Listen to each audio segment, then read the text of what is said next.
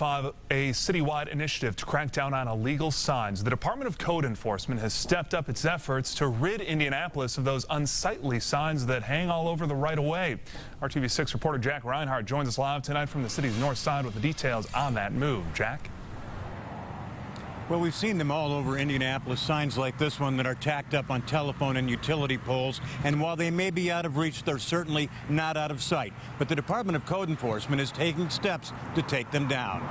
What goes up generally stays up, even if it's no longer legible. It's annoying. It's misleading. It's sign pollution at its worst, unsightly, and most of all, illegal. It does make the neighborhood, like that one over there, I think it's been there 6 months. And with the work and stuff they've done here on East Street, that's just making it look a lot worse. The Department of Code Enforcement says there are thousands, if not tens of thousands of illegal signs hanging all over Indianapolis.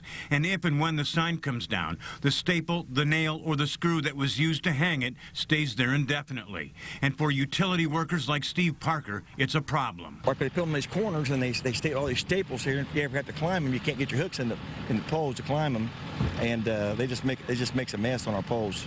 Now the corner poles, we get to the bucket, it's not too bad, but it looks awful. The sign ordinance is one of the largest and most heavily restricted programs managed by the Department of Code Enforcement. It's also one of the most heavily violated codes. The vast majority of businesses that put them up fail to obtain permits for the signs, nor obtain permission from the utility. And when inspectors take them down, Code Enforcement often takes it one step further. It's an education thing, if anything. We'll let them know, hey, you can't post signs here, or signs prohibited, advertising, but these are places that you can post signs. And these are the steps that you need to follow and go through in order to post signs that are permitted. Code enforcement inspectors are pulling down illegal signs every day, but they say the public can help by refusing to patronize businesses that resort to illegal advertising.